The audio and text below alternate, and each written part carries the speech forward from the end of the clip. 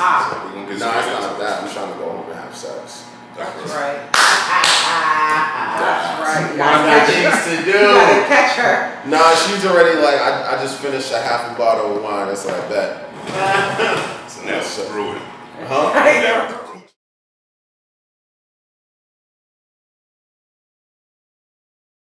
Marinating. I ain't mad at you, brother. All right, man. CWTFB Radio, man. You know who I am. I'm Charlie Machine, alongside Big Bro, Big Fifth, a.k.a. Damn Rick. What up, baby? Episode 271. We in the media lab at the Sound Lab. We got some love in here, man. Make some noise for the Sound Lab. Always sponsored by the Sound Lab. We're not going to do a mix this week. I know I usually just jump straight into the mix. I feel a little weird, but niggas got kids and shit, okay? Yeah. So shit happens, all right? But always sponsored by the Sound Lab. That's 60 Skinner Street in Brockton, Mass. Rear. Now, pause. Now come up in here for all your creative needs, whether that's audio creativity, that's vocal coaching, that's music recording, that's whatever type of audio you're gonna need, whether it's videography for music videos, whether it's for short films, creative projects, photography. We got the likes of my man Boogie in here. We got Nicole Da Silva. We got Soundbar Engineering, Devo. My man Mello in here. Cam Cripp in here. Dima Lodaro in here. Shit, who am I missing? There's a lot of motherfuckers in here, man. It's gonna get you right, man. Sound Lab is the cheat code. You can go ahead and visit www.soundlabma.com. Somebody's going to get right back to you expeditiously and get you right, man. Soundlabma.com.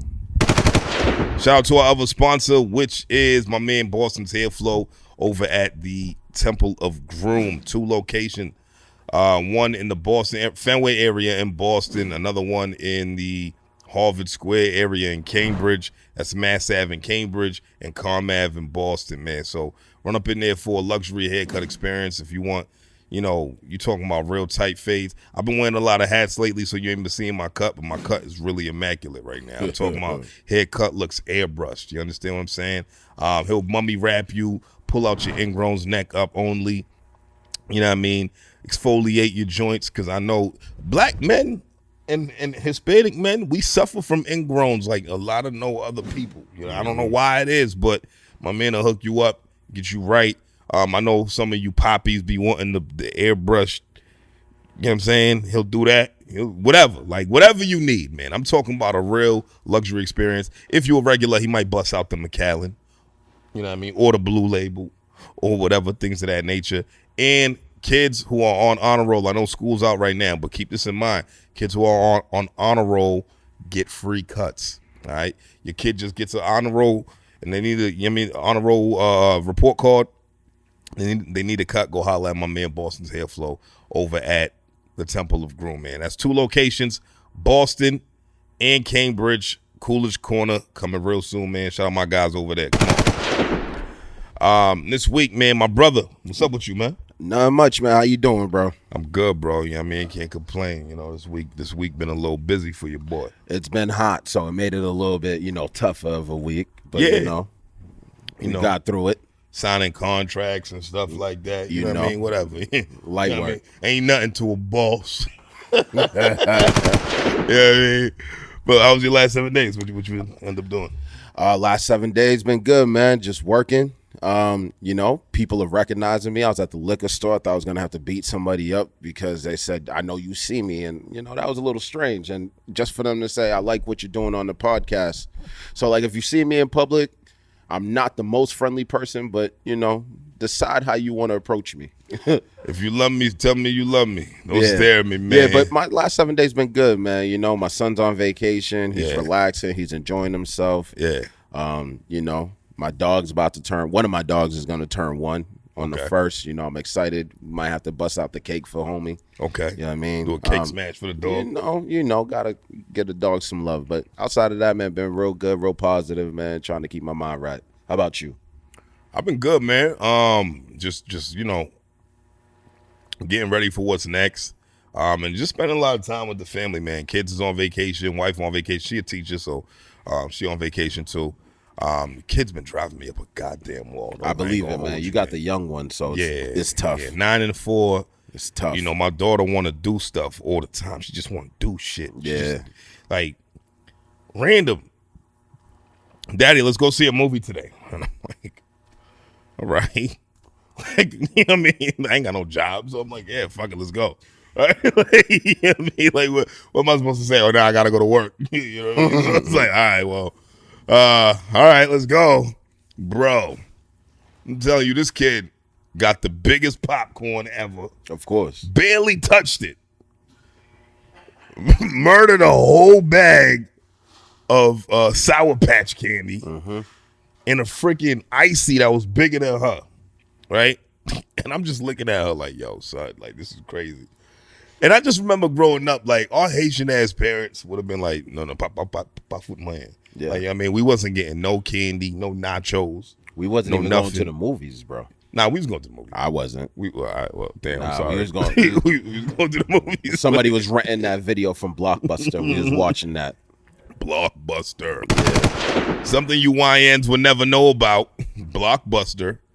Oh, God. This reminds me of Cameron. Still up in Blockbuster. And I'm paid in full. Still on the Blockbuster. Yeah, come on, man. Shout out Killer Cam, man. But anyway, man, what I want to do is let's jump into these ratings because I got a few things I want to talk about tonight. All right. Red Cups and ratings. This week we got 2 projects just like every other week that we're going to rate. The first one we're going to talk about is somebody that's out of Lynn. You know what I mean? YN type shit. My man called them YN supremacy. But his name is WSWS. And this is the comeback. This one is about how many tracks? This one's 16 tracks, 38 minutes. What you think? I thought this was good. This is drill music. Probably not my favorite genre when it comes to hip hop, but this is what the young niggas like. This is what they're into. So it was good to hear this. Listening to their experiences from their perspective, and despite everything, this kid did a pretty good job of his writing. Writing wasn't horrible. He was able to articulate and to explain his story the way he saw fit. Explain, the things that are happening on the North Shore, and I think he's from Lowell. Might have said he was from Lowell or something like that. Lynn, yeah, Lynn, City of Sin. Yeah. So you definitely, you don't come out how you went in. Nah, not at all, not at all. It was good, man. My favorite record on here, Back in Boston, featuring J5, I believe. All right. I like that record. The production was amazing on that record. I feel like it flowed very well. It was a good way to kind of wrap up the album outside of Heartbroken, the outro, which I really liked. I like the fact that he had an intro and an outro. The outro was good. Yeah, the outro was really good. I'm not sure how long he's been doing music. I didn't get a chance to really dig in and see what he's done in the past. But I definitely enjoyed this, man. I think that with continued working with the same producers and the same group of people, you'll be able to elevate your sound, get a little bit better content, a better way of explaining your story, and I can see you going hitting the stars, man.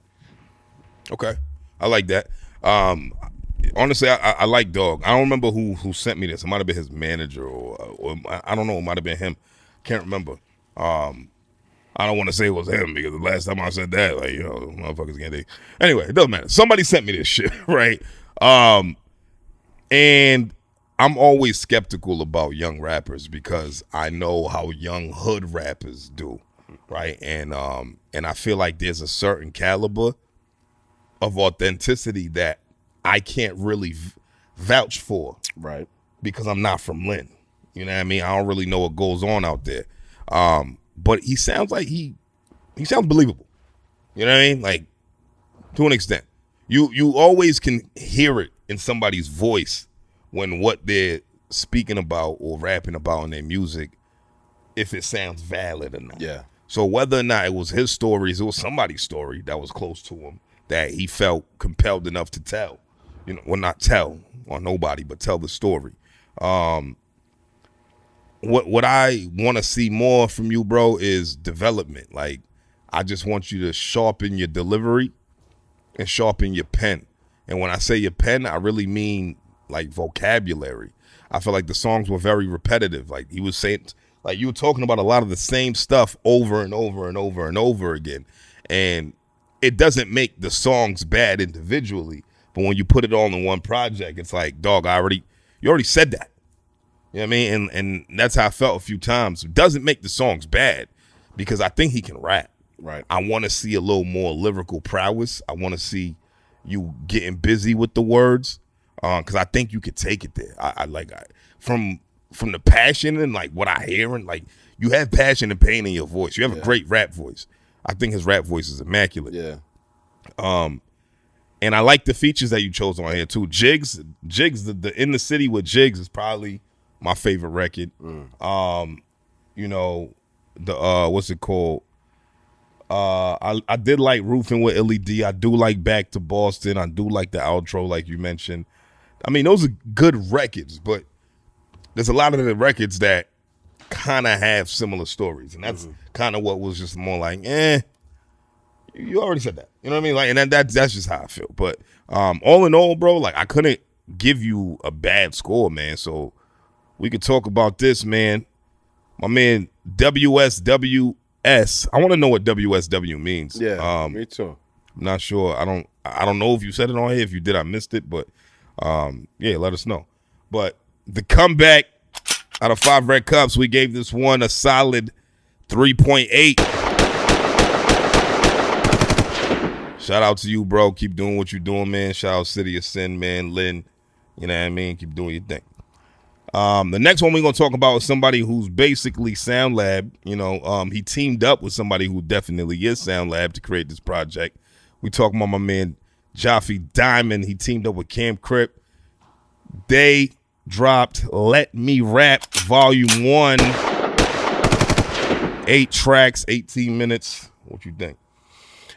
So I thought this was actually a good compilation of music. Engineering, production, mint. Cam Cripps did his thing on this as far as putting this together and curating an amazing body of work. I like this, but I also have, I don't want to say I have beef, but when you redo a record, and we're not talking about regular records here, we're talking about legendary Jay-Z records, and of course, comparing you to Jay-Z is ridiculous, but I feel like you actually rapped better on the songs that were not Jay-Z records. You had so much enthusiasm in all those other records, and you gave me 1:38 on Rock Boys, and then the Hova song, I wasn't a huge fan of. But again, Jay-Z's my favorite rapper. I have some biases in regards to it. You know, remaking a legendary song is always going to be tough. I think you did a good job throughout the rest of the album, though. Your story was great. Chef and Ghost was amazing. I like your references that you made throughout this whole thing. I love the clips of Jay-Z. I love the clips that you use in general. Dame Dash. Right. It just shows that, one, you did your research to put this together. Yeah. A lot of people don't realize that research is important in making music. Because it helps deliver your message and your story a little bit better. So you did a phenomenal job with that. I really don't have much bad things to say, man. You did a really good job. I'm happy with this. I look forward to seeing what you're going to do in the future. One little bit of critique, maybe your delivery. I feel like there was something missing. You gave us something, and then you kind of left us suspended and didn't execute the way that maybe you thought you would have executed putting this together. It just felt like something was missing. I listened to it several times. I tried to listen to it on different occasions and, you know, with different feelings. And every time I feel like I wanted a little bit more from what you were giving. Pause. So this was Yeah. great. Just keep doing your thing, man. I think this is just more development and just working on your craft, and stay away from redoing these beats, please. Okay. I respect it. Jaffe, you know how I throw it up for you, my nigga. You always show mad love. Always, you know what I mean, super respectful, my nigga, down to earth, nigga. Just a good dude all around. I like this one. There was a one that we rated before, and you was in the room, which was uncomfortable because I had to kind of tell you I ain't like it. But but this one, I wish you was here now, because I felt like you took the criticism from that and you went back to the lab and you did what it did, and I like that you got with Cam on this. I do feel the same way about the Hove records, but in a different light. Okay. I feel like it's dope that you are, making an ode to your favorite rapper, the guy that you idolize when it comes to you making music. But that gets tricky. It gets dicey, because what happens is you don't want to lean too much into that, because we already got one of those. Right. You know what I mean? We already got Hove. And we got old Hove and we got new Hove. We got so many different flavors of who he is as an artist that it's like, let us hear it. We don't want you to say it type shit. Like, you know what I mean? Like, you understand what I'm saying about that? Yeah. Like, it's like, when we hear you rap, we might get notes of Hove and be like, all right, I like that. But with those songs, they're so classic that unless you're going to say some groundbreaking shit, leave it alone. You know what I mean? And it's not that you're not a good rapper, bro, because we all know you could rap. Absolutely. Like Jaffe A. Smith, once I turned that on, I was like, oh, he's right. rapping. Yeah. My man said, can't get a Birkin. I'm about to go trick off at Tarjay, nigga. Right? I said, nigga, a lot of niggas don't keep it real with themselves like that. You know what I mean? But man, also, tricking off at Tarjay can get really expensive. Absolutely. If you're furnishing the bitch's home, she just moved, and you're getting a couple of TVs and appliances, nigga, that's like buying one Birkin.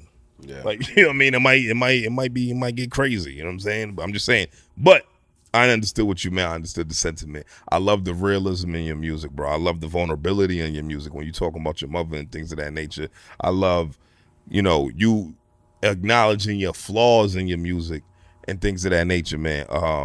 I think this is a really good work in progress, bro. You're moving in the right direction, and I love to see the growth pause from, last time, man. So, other than that, man, I don't really got much else to say, man. Well, you got anything else you want to piggyback? The album cover is fire. Oh, yeah, the album cover is fire. Album cover is fire. Like I've been looking, trying to figure out where this is from. I feel like I've seen this before, but it's amazing. And again. Yeah, also another thing I want to say, Jaffe, you're really good at, like, doing, like, tasteful art. Yes. You know what I mean? Like, visually. Like, you know how to, like, that, just from that album cover itself goes to show that you have an eye for certain shit that a lot of rappers don't have an eye for, because rap is, some people say music is visual to them, and I think you're showing that.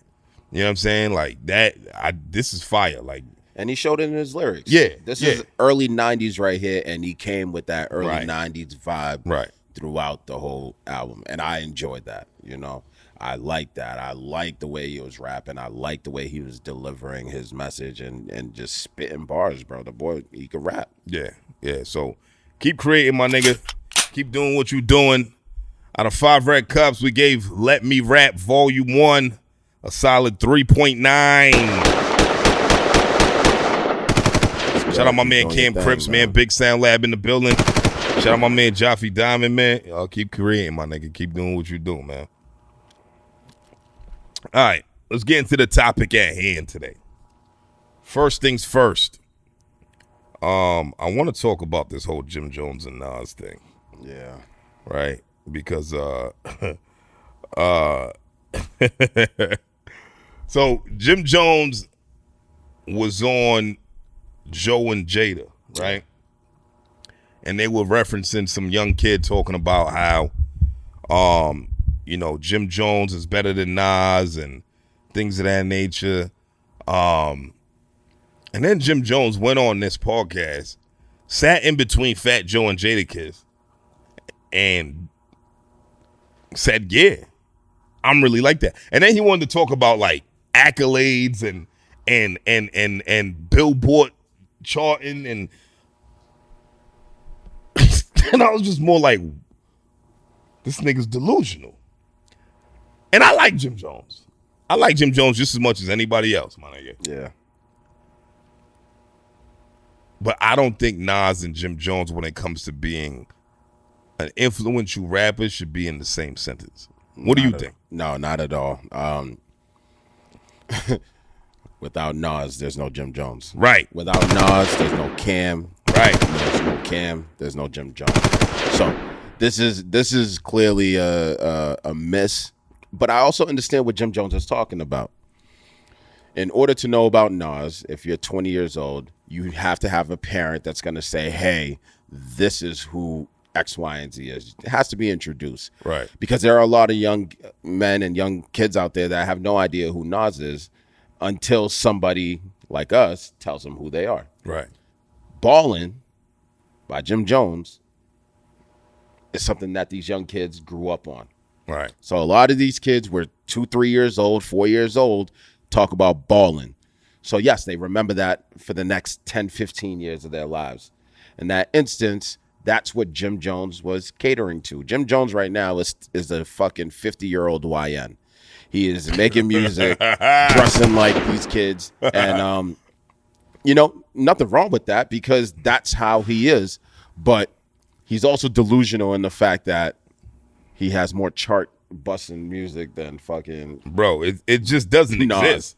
It doesn't exist. Illmatic is one of the best albums of all time. Critically acclaimed.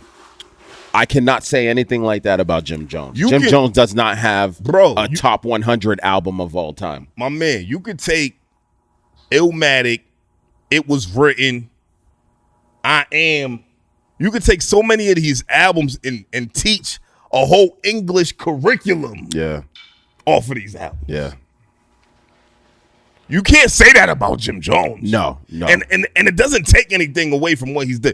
And here's the thing, right? So the kids, they fucking, they like Jim Jones because he's wearing the sparkly pants and the fucking sparkly belts and the fucking all that shit. Cool, my nigga. Like, I don't give a fuck about none of that. I don't care. Like, fashion is important when it comes to certain type of rappers. Yeah. My nigga, right? But you look at a nigga like Nas who can make a black tee and a gold chain look like he's the fucking Gold Ranger, my nigga. Like, he's going to make this shit historical. Yeah. You know what I mean? Just from wearing, like, whatever. You know what I mean? And because he's giving you that real. Like, he's really spitting for real.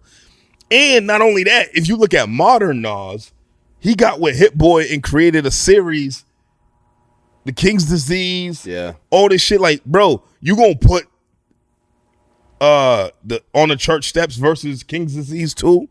You can't. I don't understand where the comparison is coming from. These young niggas, these new niggas, they fickle. You know what I mean? They hop on anything. They're like, yo, well, this nigga had the what's the shit? What's the fashion? I'm not a fashion nigga. I don't Chrome heart jeans. Chrome hearts. There it goes. Yeah, boom. Oh, he taught niggas how to put the chrome hearts on with the motherfucking charm bracelets and the. You little niggas can't afford that shit anyway. But that's why you like Jim Jones, because he looked nice. That's gay. First off, like why you can't? Oh, he looked nice, so he's better than Nas. Nigga, that's pretty gay. Like, relax, right? But then the little nigga said, "Ballin', we fly high." That is a timeless record. I'll give Jimmy that. I love Ballin'. But then the Pop Champagne, that song sucked. That song was ass, nigga. Yeah, no. Straight ass juice, nigga. Yeah, it wasn't good. Straight garbage, nigga. Yeah, it wasn't good. Straight lint on balls. That's when the rap game was trying to be so bad, man. And the same little niggas who's probably loving that Ron Browse feature don't even realize that Ron Browse produced Ether for Nas. Why you think Ron Browse is Ether, boy? So these songs that y'all are trying to like, I want to I want to know, where are these Billboard, charts, like these Billboard, what's the word that I'm looking for? I forget what it is. But when you first drop something and then you're on Billboard, yeah, Jimmy, you have had success. You have absolutely had success. We know that you're a multimillionaire. We know you've done good things. But you will never, ever be in the same conversation as Nasir Jones, my nigga. I'm sorry. Yeah, it's insane, man. We're talking about Godson versus Jim Jones, bro. And then Jim Jones doubled down the other day. I forget what podcast he was on. He said, "Oh, I've made Nas go viral. He ain't seen this viral activity ever." And you're probably right. Because when he was going to war with Jay-Z, that was before the viral era. Yeah, there was no internet for that. Niggas had to actually search for shit. Yep. You had to hit up the bootleg spot, or you had to, go to the record store. Shout out to Funky Fresh. You know what I mean? Shout out Funky Fresh. You had to go get the magazine, the source, and things of that nature. So it was a different time. So I understand that. Yeah, maybe Nas hasn't gone viral. But Nas would never go viral for talking out the face, my nigga. Nah. He would never go viral for saying some outlandish shit like that. No. You are going viral for that, which I respect, because your streams are probably going up. And he's also said that too. He's like, niggas ain't even understand that. That's my play, nigga. I go say whatever I want to say. My streams go up. My sales go up, blah, blah, blah. That's cool. So people are going to he's probably going to keep saying crazy shit. Maybe that's his angle. If that's your angle, more power to you, brother. Put some money in your pockets. But Jim Jones couldn't shine Nas's shoes. I don't give a fuck what nobody say, my nigga. Like, I've never listened to a Jim Jones album and said, wow, that did a lot for me.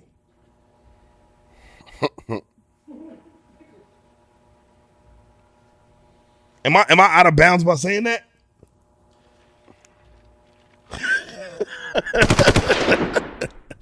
I agree with you. I can say I have more fun listening to Jim Jones's albums than I do Nas. Nas is, more of a... Yes, it's more serious. More thinking. Where Yeah. Jim Jones is, pop champagne, let's pop a bottle, let's go, let's get fresh, let's get fly. And I like that music too. I think all this music is all subjective. Outside of the Billboard thing, like, yeah, I get it, Jimmy. You probably were on the billboards for the first maybe hour or 2 hours of that song coming out, but like, you don't have more Billboard entries than Nas. You don't. You don't. You don't have a song like not even close. My you nigga. don't have a song with Lauryn Hill. You don't have more Billboard entries than Nas. You don't have more influence on hip hop as a culture than Nas, because fashion is one side of it. And also, you got to understand, when Nas was coming up, you weren't even a rapper for real then. Like, let's be real. That's when Mace was teaching you how to rap. Yeah. Like, it wasn't happening, bro. Yeah. Like, it just, you can't do that, bro. No. It's disrespectful. And to be honest, man, Jim Jones talking, he's not even better than Mace. Come on. He is not better than Mace. Come on. Absolutely not even close. Not even close. Not nowhere near close as Cameron neither. No, not I at remember all. when niggas used to be like, yo, Jim is the best Dipset. I'm like, nigga, get the fuck out of here, bro. Nah. Because the problem is that's when the Cam was doing the computing shit, Yeah. right? But niggas, if you actually listen to those bars, he was actually saying a lot of crazy shit. And he was giving you a nursery rhyme version of it. Yeah, that's all. But he was actually spitting for real. He said, I nurture their brain. I tutor the students. I'm moving the movement, some shit. What he said, he said, hit up from rooter to tutor. I didn't even know what that meant until recently. And I'm Rooter like, to tutor. yeah, I didn't know what that meant. I just thought he was just saying bullshit. Nah. From rooter to, like, I was like, oh. From the rooter to the tutor, baby. Like, you know what I mean? Like, it was the way his delivery's amazing. Mm-hmm. So you wasn't even the best nigga in your crew. And them niggas ain't fucking with Nas. So how? How? You wasn't even the best rapper on that couch when you said that dumb shit. You got Fat Joe, Jada and Jimmy. I think if we've gone from highest lyrical ability and influence and just total packages of rapper, if you going from top to bottom, it'd be Jada, Joe, and then Jim. Facts. So you wasn't even the best rapper on that couch, and you had the nerve to talk about Godson. To be honest, he's not even the best dressed on that couch because Fat Joe got style like a motherfucker.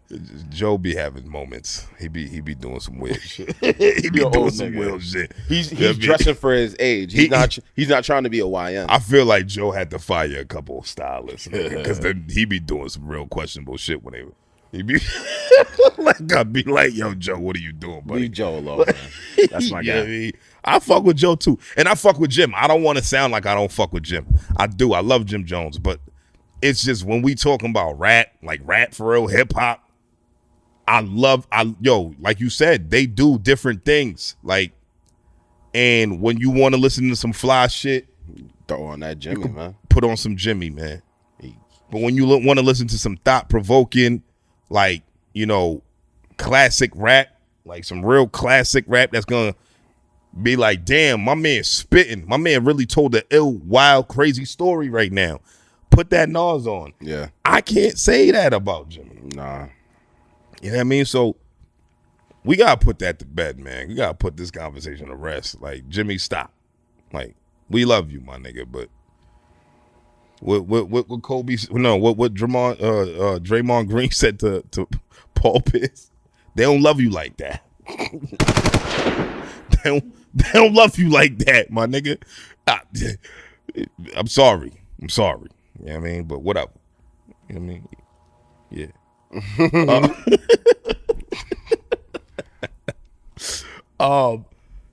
Something happened recently when you got these young kids not understanding the value of work, right?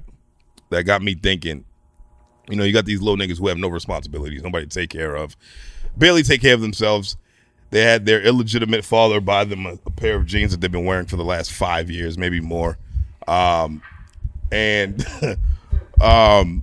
they say things about like working a lot of hours like it's a bad thing, right? And these are the same people who's never cracked 200,000 plus in a year, ever, probably never will. They don't understand what lifestyle looks like and things of that nature. But it brought me to the point of work-life balance. Yep. We're both fathers. We're both providers. You know what I mean? We're both husbands. How important is work-life balance to you, and what does that look like? Work-life balance is very important. Coming home and, getting to spend that time with the wife, whether it's watching a movie, talking about life, talking about cooking together, that's all important. Why? Because that helps the relationship grow and it keeps it from being stagnant. So being at work for 14, 15 hours a day and, which I do most days, and then coming home and seeing my wife for 10 minutes and then going to bed, that sometimes has a strain on my life because she is truly my best friend. If something happens, I'm going to call her first before I call anybody else, partially because she has the money and she has all the stuff that I need to survive. So, but realistically, man, work-life balance is important because it fosters a healthy. She kind of balances my checkbook. It does. It does.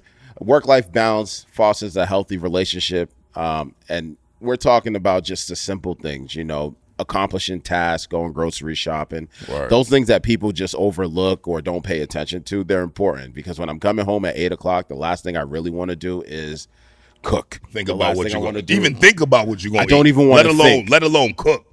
The last thing I want to do is think. But one of the things that, has changed throughout time and in my relationship with my wife is I used to come home and go straight to bed.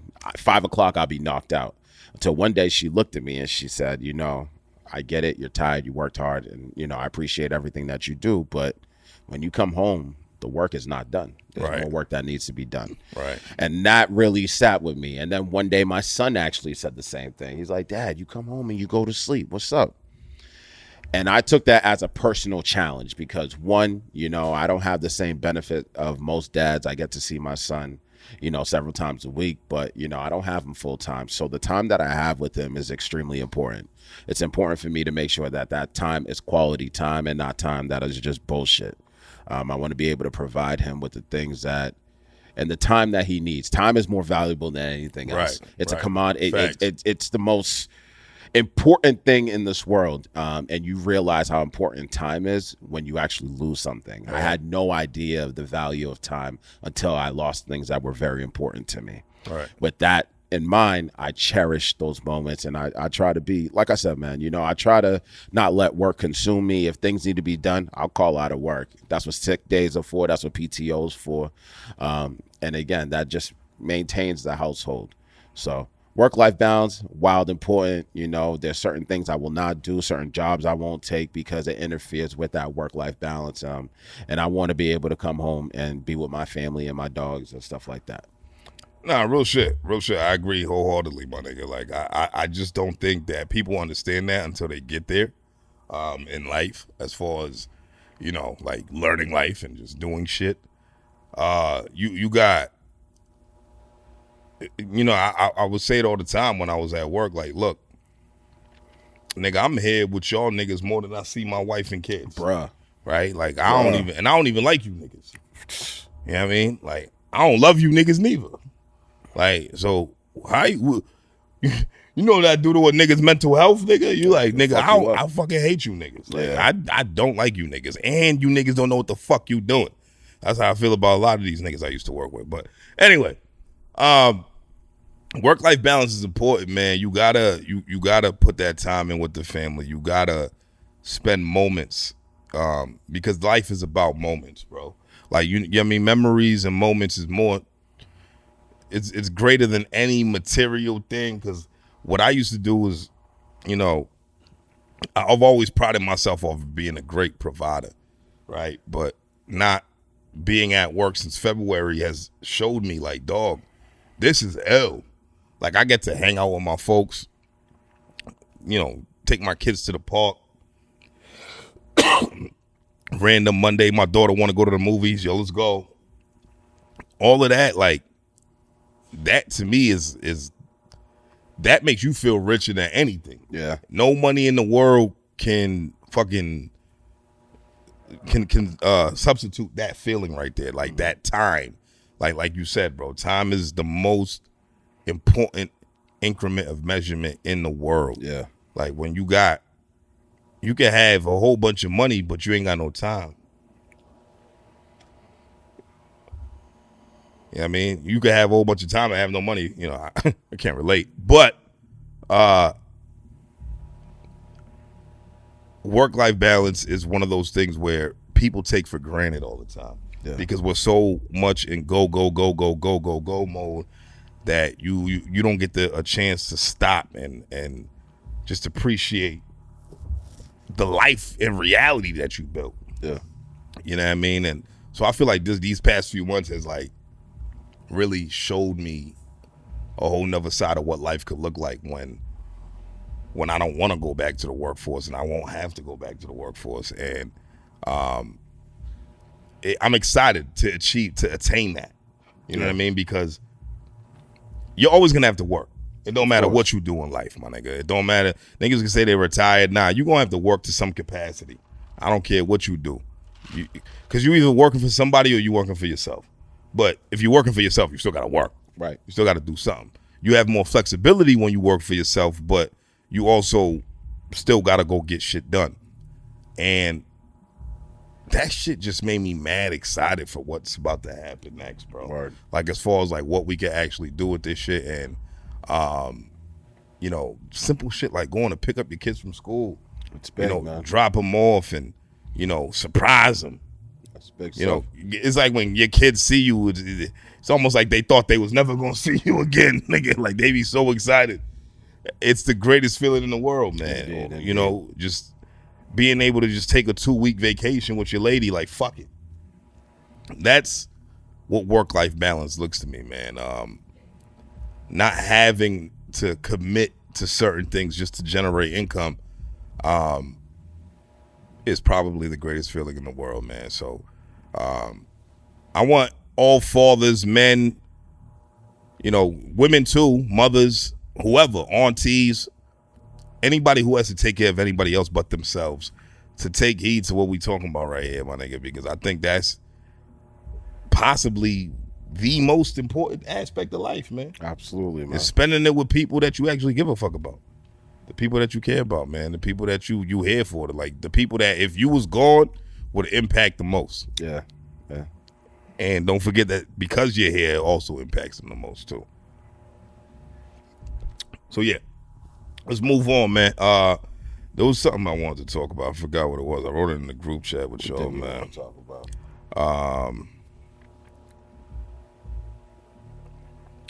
Oh. Did you see that clip that I sent you with the B. Simone shit? I did, and Joe Budden. Yeah. So that kind of like goes into kind of what we was talking about a little bit. Lifestyle, I guess, in a sense. Not really, but B. Simone, I guess, is starting a new podcast or maybe picking up a podcast that she was already doing. I don't know. But she was on a podcast with her alleged best friend. Her best friend had a moment with her. Yeah. And said, I was homeless. And the food stamp line. I was on food stamps. I couldn't eat. Whatever. My peoples was hurt. Whatever. I was hurt. All of that. And all B. Simone had to say was Jesus.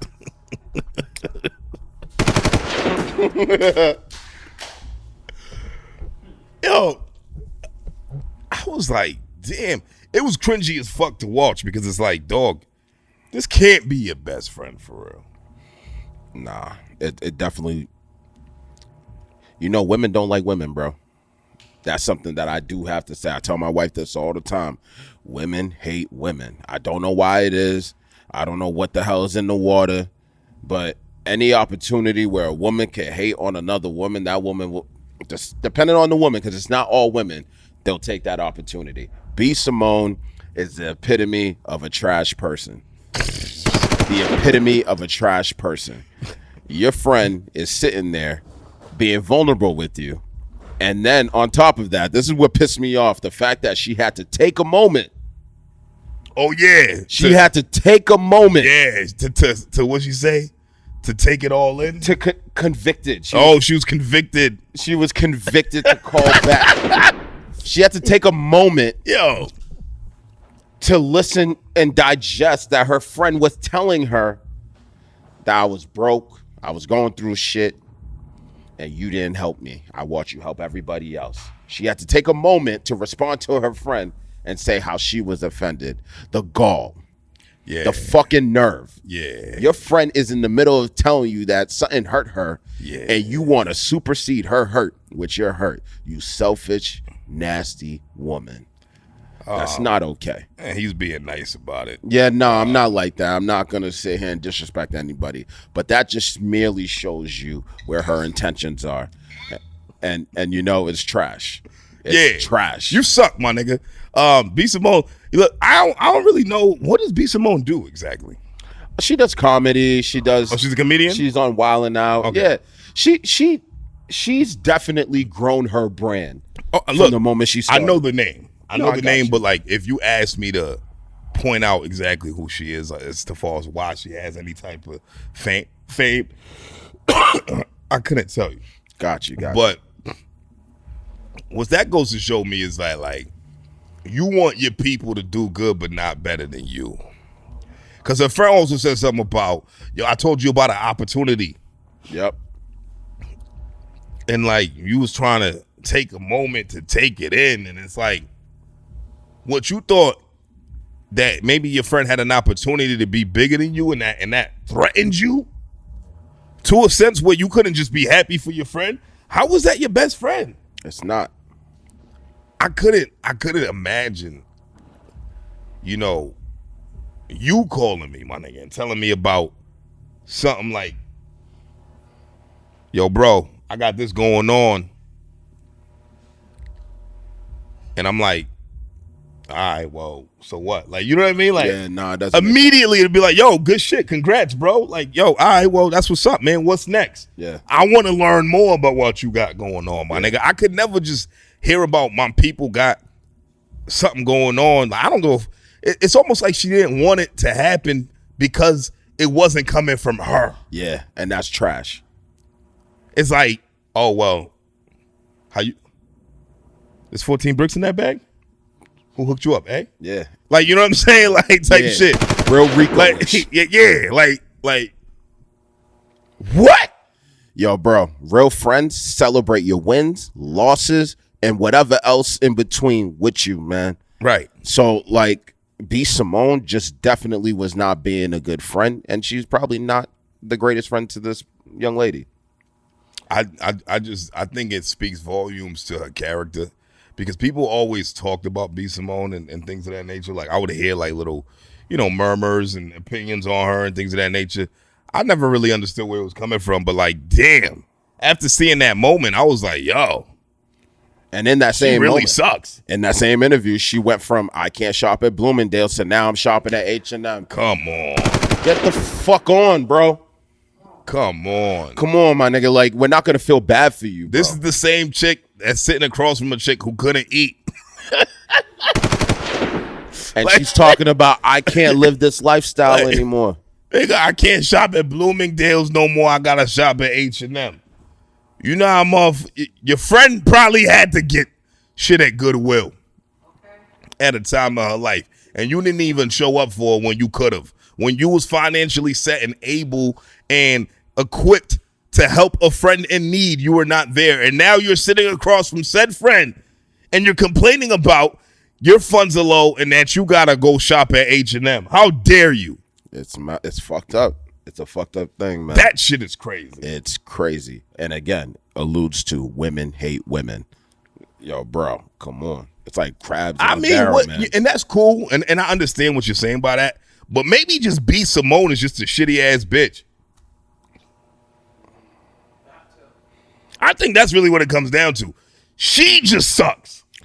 Maybe she sucked because she's letting her personal issues interfere with her thought process. Yo, didn't she like have a thing with the baby? I have no idea. And like they had a podcast and she was like, would you fuck with a bitch like me? Like for real? He was fucking her or some shit? The baby? I don't know. I might be wrong. Yeah, I don't know. I might be wrong. I don't know about that story. But the bitch got issues. I mean, clearly. Like, God damn it. I would hate to have a friend like B. Simone. Like, truly and wholeheartedly, man. Like, you really suck. But enough about B. Simone. I want to talk about one last topic, bro, before we bring this in for a landing. I seen the female rap Rushmore. Oh, okay. Right? I thought I saw something like that. It was Nicki Minaj. Mm-hmm. Missy Elliott. Lauryn Hill, and Lil Kim. There wasn't a fifth? Nah, Mount Rushmore's always full. All right, cool. Right? So Nicki Minaj, Missy Elliott, Lauryn Hill, Lil Kim. Wow. And from the way that this Mount Rushmore was created, it seemed like it was a YN who created it from top to bottom. What do you feel like? What do you got to say about that? I mean, female rap. Let me not say female because women in rap. Women in rap. Women in rap because females. Real women. Yeah, we're not gonna call them females. Women in rap. It's not a horrible list. Missy Elliott being there, I think she's an amazing lyricist. Nicki Minaj, I'm not gonna hold you. She could rap, bro. She could rap. She jumped on a song with Jay-Z and Rick Ross and ran slaps around them niggas. Yeah. We can't forget that. She had the best verse on that I'm a song. motherfucking monster. Yeah, she had the best verse on that song. That was one song. It doesn't matter. She was on that one song with Jay-Z and Rick Ross, bro. You can't take that away. Yeah, I mean, what song with Jay-Z and Rick Ross? Monster, nigga. Rick Ross was on Monster? Yes. Oh, yeah, he was. He was the first verse, right? Yes, Yeah, you're right, you're right. She You see, he re- was such an oversight. I forgot he was on that She song. finished. She had the last verse. Yeah, you know, yeah, you got to be the best to have the last. Yeah. So it went Rick Ross, Well, up Jay-Z, in that and monster, then the her, mega bro. gangster. So Bad bitch I don't that see came anything from wrong Sri with that. Lanka. Lauryn Hill. Lauryn Hill's where I'm a little shaky. Really? Yeah, I love Lauryn Hill as a rapper, In artist. saloons, we battle goons. What? Pack from high dunes, but rap tunes on Yeah, flat I don't spoons. know. I Take love- no shorts like poom pooms. I love Lauryn Hill. See, hoochies pop coochies for Gucci and I Lucci. hear Catch me you, and bro. my Mitsubishi eating sushi, bumping Fuji. I hear you. Come on, man. That reminds me of Wyclef. Too, Hey, if we're hey. being honest. You thought Wyclef wrote that? I'm not saying I thought Wyclef Yo, wrote it. I think boy. Wyclef had a hand in a lot of the writing in I feel Wyclef had a hand in the styling of the rap. and But- she delivered it exactly how he styled it, which made me feel. Now that I'm older, it's like, man, Wyclef probably wrote this. I don't know. I don't know. Listen, We all know Pros did right shit. no so. pros, But no. But to be honest with you, despite a YN making this list, it was a solid list. I have nobody else that I would replace it with outside of maybe Really? Foxy Brown as an honorable mention. I don't. MC Light. MC I get- Light. Yeah. MC Light. How do you say Mount Rushmore Without of MC women Light. rap without MC Light? Yeah, absolutely right. But who do you replace? Nicki. Really? Yes. Why Because is all that? these people came before her. And that's what, to me, Mount Rushmore is. Like, we're not taking nothing away from Nicki. She's the new one now. Like, she's the new pinnacle of women in rap. You don't feel like people like the women in rap these days that are rapping, the Sexy Reds, the Cardi B. Who did Nicki put on? She didn't put on anybody. Exactly. But what she did was she created a bunch of people that want to rap like her. Nah, she did. She did. Cardi She definitely B, did. Ah, Lotto, all these girls, they want to rap. I would say Lotto more than Cardi B. I feel Cardi and Nicki's styles are so different because Cardi never really came into it for the barring up. You know what I mean? And Cardi would tell you, like, yeah, some people be writing my verses. Like, she'll tell you, like, she never came into it to be like this super lyrical rapper. She never cared to be like competitive with it in that regard. But she got the style and she got the finesse and the aura. You know what I mean? Like, she's just a real bitch from the Bronx. Like, you're gonna relate to her at any capacity. So I don't think Cardi ever really wanted to be like Nicki. She just happened to be next up after Nicki. No, you know what I mean? I think Lotto would resemble Nicki a little bit more just because Lotto be barring up. She be rapping for real. And I'll be like, oh shit. But I'm thinking of, so as far as influence goes, that's where it's kind of hard to say that, yeah, you take Nicki off because Nicki does have a lot of influence. Yo, bro, But- all these girls get BBLs and hair things to look like Nicki Minaj, bro. Yeah, but who did Nicki put on? Who did Nicki help get to the next level? If you look at Bia. I guess you could say that, but Russ also helped her too. Yeah, I think that Russ happened before the Nicki shit, didn't it? The Nicki shit was bigger though. It was, but I feel like that's what even got Nicki to even look at Bia because of the song Russ with shit. Russ. Right? Maybe. You know what I'm saying? So I mean I think Nicki did do like a song with like the New Girls or whatever, and like Bia represented Boston or something like that. She had picked like 4 girls from different cities or 3 girls or something like that. I do remember something like that. So yeah, you might be right about that. That she did kind of help catapult Bia's status. Yeah. in a sense. But as far as putting people on in the game, you're right. I don't think there's anybody that Nicki has put on. Yeah, I don't feel like it's fair to leave MC Light off this list because she's like the matriarch of women in rap. You know. You know what I mean? I Like, agree with you. I would definitely that was put my MC idea. Light. I would definitely put MC Light on the Who else list. you got? Right? Lil' Kim for sure. Absolutely.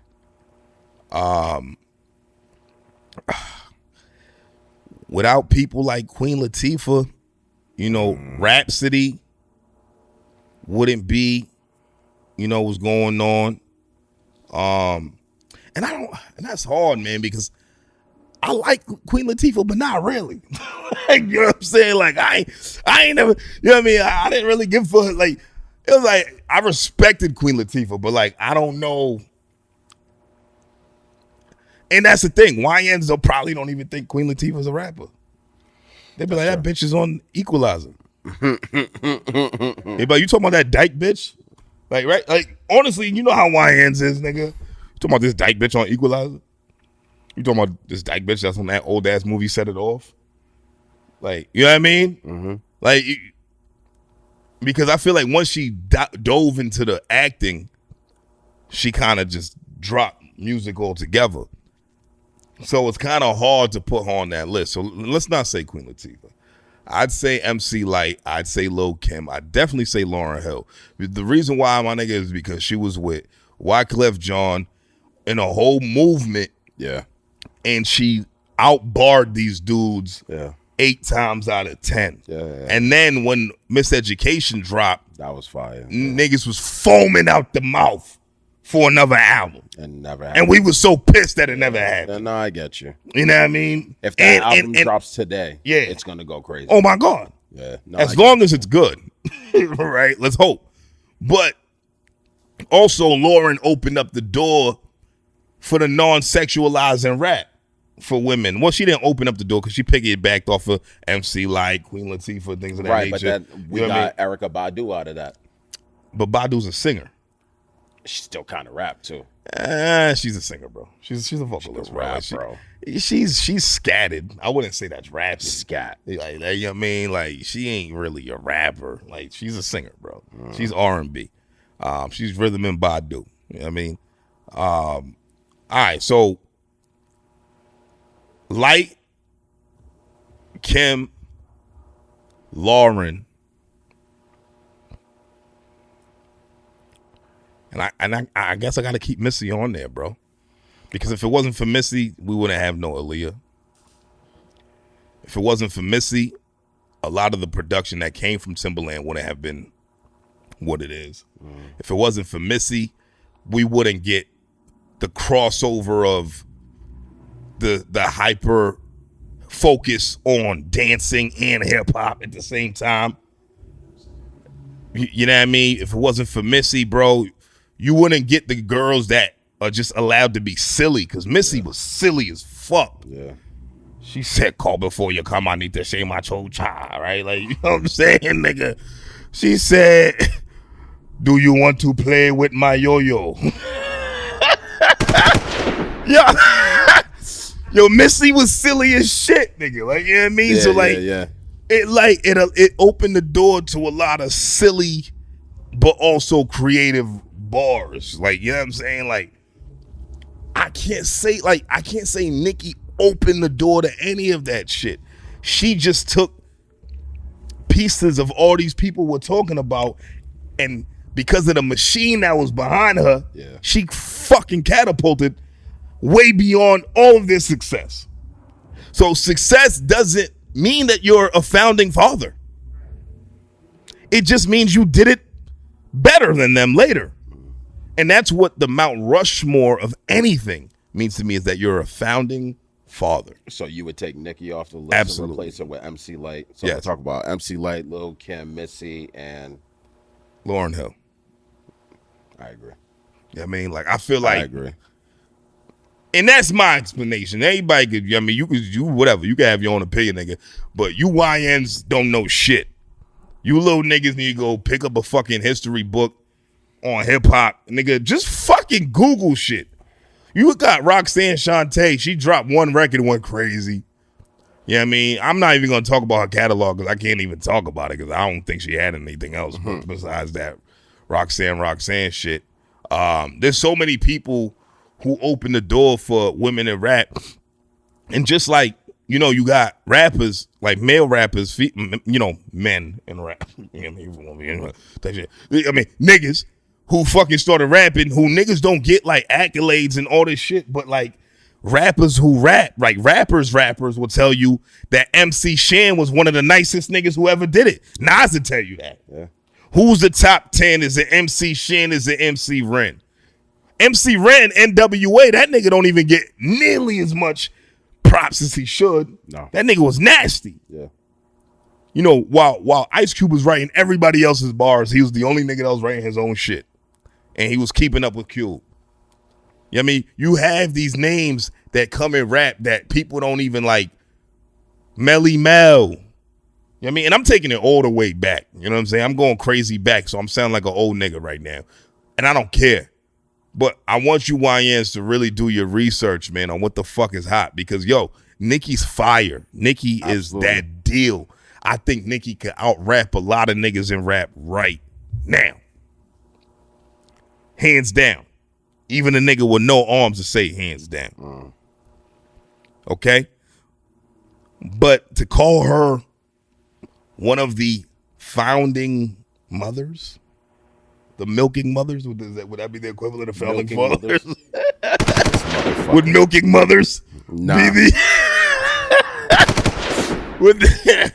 would that be the equivalent of founding fathers? Milking mothers? This nigga. Nah. Yeah, I mean, she's not one of them, bro. She's not. Like, and that's my interpretation of Mount Rushmore. When niggas talk about Mount Rushmore of something, my nigga, it's like, all right, who's one of, like, the 4 earliest people to do some real impactful shit? So, on the male side, who would you say is the Mount Rushmore for males? Oh, God. If we're going to do that. Oh, God. I was just talking about the ladies, but if you want to go there. Just quickly. Goddamn. All right, so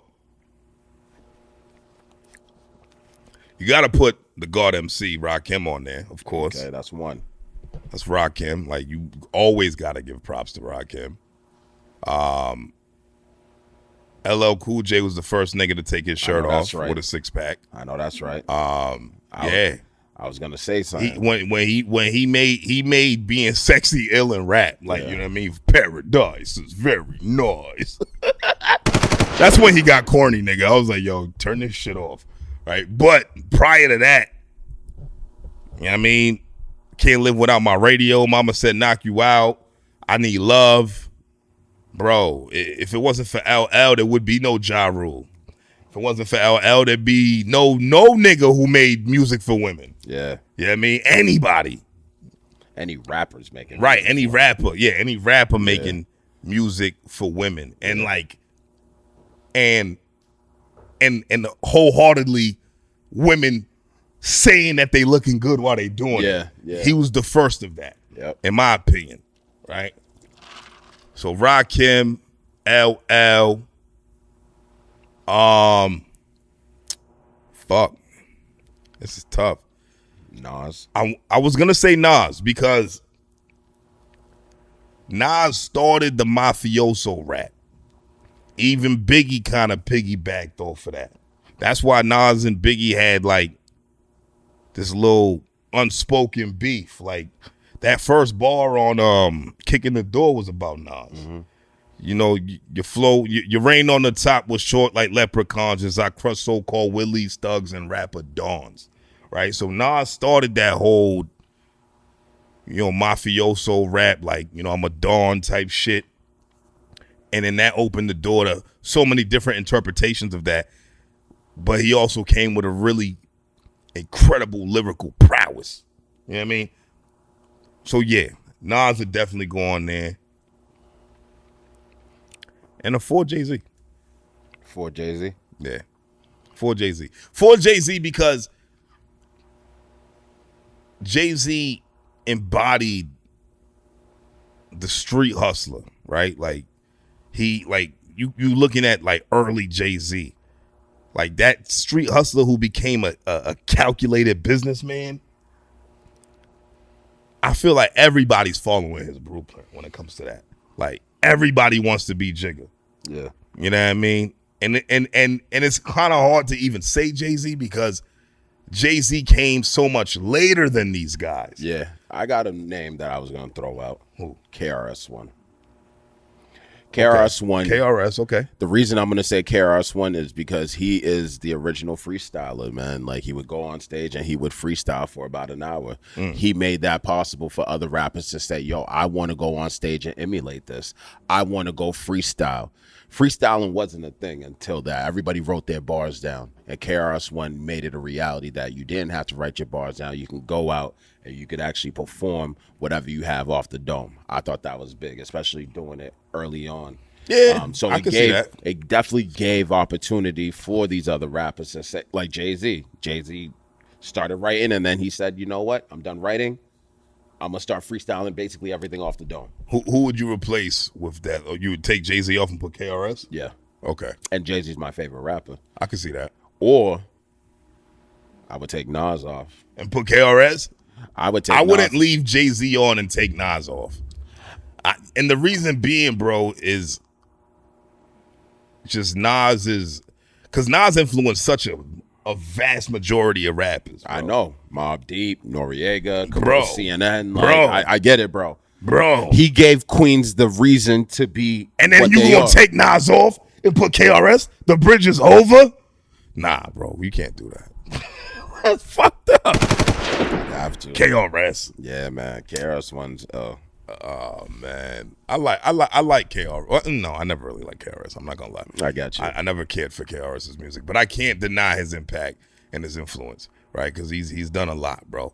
And he had a really ill run.